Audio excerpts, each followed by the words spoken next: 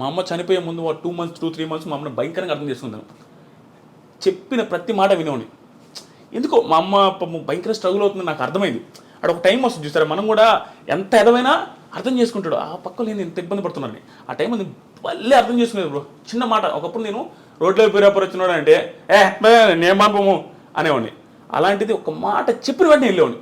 మా అమ్మకి బలానం, నేను ఒక్కని ఎంత బాగా వింటున్నాడు అనే ఫీలింగ్లో ఉండేది. కానీ సడన్గా చేసుకునేసరికి మాకు ఎవ్వరికి అర్థం కాలేదు. అది ఎట్లా అంటే బాత్రూమ్ రేకులు బాత్రూము, మా అమ్మ 5.7 5.8 ఉంటుంది, ఆ ఎత్తు 5.9 ఉంటుంది అంతే ఆ బాత్రూమ్. అంటే మనిషి ఊరేసుకొని ఏలాడాలంటే కాలు తగులుతుంటాయి. ఎలా ఎంత ఇబ్బంది పడి ఊరేసుకున్నదని మాకు ఇప్పటికీ ఆశ్చర్యంగా అనిపిస్తుంది. ఎంత పెయిన్ ఉంటే బాధపడదని. ఈ సుత్తి అంతా నేను ఎందుకు చెప్తున్నా అంటే, సుత్తి కాదు, చాలా మందికి ఇది ధైర్యాన్ని ఇవ్వాలి నాకు. ఆ పొజిషన్ నుంచి మా అమ్మ లైఫ్ మారదులే, ఇంకా నా జీవితమే ఇంతే అనుకుని సూసైడ్ చేసుకుంటే, అంటే మీరు నేను ఇంకా నా లైఫ్ మారదు అనుకుంటే, నేను ఇప్పుడు 20 మంది లైఫ్లు మారుస్తున్నా. నేను సెలూన్ పెట్టి నా సెలూన్లో 20 మంది పనిచేస్తున్నారు, నా చుట్టూ 5-6 మంది ఉంటారు, వాళ్ళ లైఫ్లు నేను చూసుకుంటూ ఉంటాను. ఇన్ని లైఫ్లు నేను మారుస్తుంటే మా అమ్మ లైఫ్ మార్చలేను అనుకున్నది. హోప్లెస్కి అయిపోయి సూసైడ్ చేసుకుని చచ్చిపోయింది, ఇంకా ఆనందం ఉంటుంది.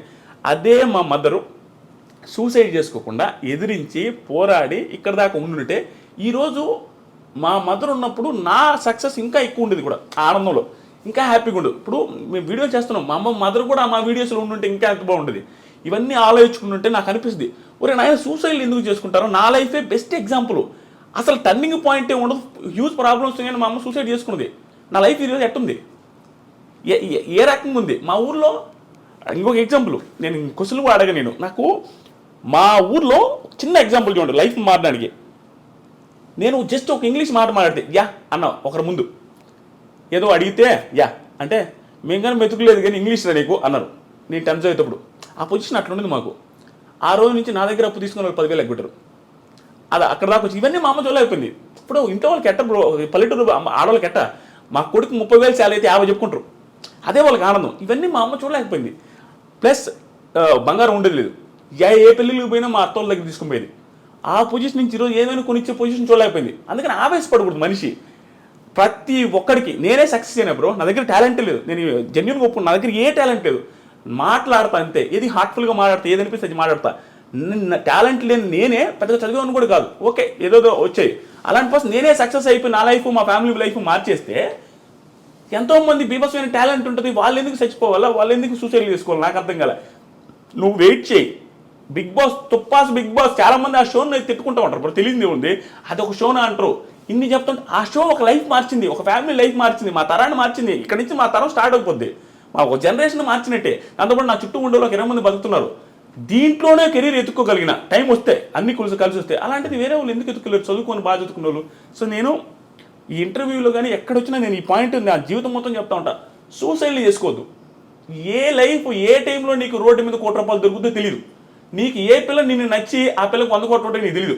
నీకు ఎక్కడైనా చేంజ్ అయిపోవచ్చు, నీ లైఫ్ మొత్తం డిజాస్టర్ నుంచి హై క్లాస్లోకి వెళ్ళిపోవచ్చు. ఆ హోప్ ఉంచుకోండి, ఎవడు చచ్చిపోవద్దు. నీకు నిజంగా చచ్చిపోవాలనిపిస్తే, నీకు అసలు నీ పరిస్థితి బాగాలేదంటే, ఆకలితో చచ్చిపోయి కావాలంటే ఇది వెయిట్ చేయి లాస్ట్ రోజు దాకా ఏది దొరకపోవచ్చు, నువ్వు ఎట్టగా చచ్చిపోతావు. అంతే, నీకు నువ్వు చచ్చిపోవాల్సిన అవసరం లేదు. నువ్వు తట్టుకోలేకపోతే అది ఆటోమేటిక్గా అయిపోద్ది, చచ్చిపోవద్దు. అది నేను అనుకునేది. ఆ పొజిషన్ నుంచి ఈ పొజిషన్ దాకా వచ్చి చూసారా, నేను ప్రతిసారి చాలామందికి చెప్పేది అంటే, నేను నా ప్రాబ్లమ్స్ ప్రతిసారి చెప్తుంటా. ఎందుకు తెలుసా, నాకు ఇప్పుడు ప్రాబ్లం ఉందని నేను చెప్పట్లా. నేను డైరెక్ట్గా చెప్పే కదా 39 లక్షలు ఒక నెలలో వచ్చినాయి, నాకు ప్రాబ్లం లేవు, సింపతి కాదు ఇది. నాకు ఒకప్పుడు ప్రాబ్లమ్స్ ఉన్నాయి, ఇప్పుడు లేవని చెప్తున్నా. ఇది ఇన్స్పిరేషన్గా ఉంటుంది, జనాలు చూసేవాళ్ళకి అనే ఉద్దేశంతో చెప్తుంటా. ఎందుకంటే చూసేవాడికి ఒకటి, మరి వాడి పొజిషన్ ఆ రోజు ఇంత బ్యాడ్ అంటారా, మంది అంత బ్యాడ్ కూడా లేదు. ఇప్పుడు ఆడి లైఫే మారింది, మన లైఫ్ ఎందుకు మారదురా, ఎందుకు మనం చచ్చిపోవాలనే ఆ హోప్ రావాలి జనాలలో.